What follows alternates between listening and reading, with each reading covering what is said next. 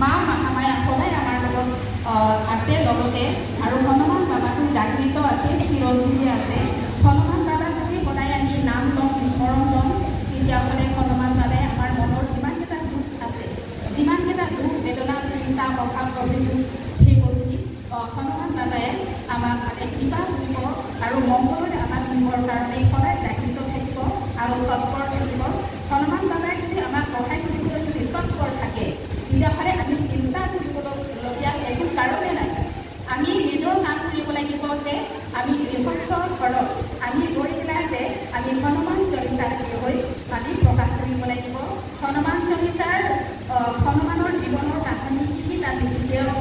লিখা আছে আমি সম্পূৰ্ণ আমি ক'ব লাগিব বুজাব লাগিব সিহঁতৰ দুখটো আমি সৰল ল'বৰ কাৰণে বা বুঢ়া কৰিবৰ কাৰণে আমি সদায় সাজু হ'ব লাগিব নিজকে যদি সাজু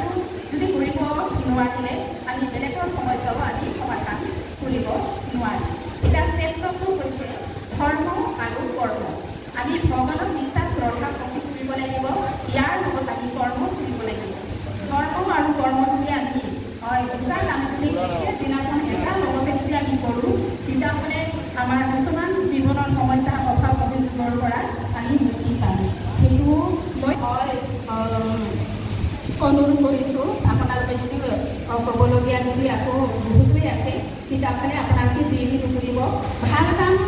বা ভাল কথা হ'লে আমি সময় ল'ব নালাগে কিবা এটা যদি ভাল কাম ভাল কথা যদি আছে থাকিলে আমি তৎপৰ থাকিব লাগিব লগে লগে আমি ঘূৰি দেখুৱাই দিব লাগিব লগে লগে যদি আমি ঘূৰি দেখুৱাই দিলে আমাৰ লগত সদায় হনুমান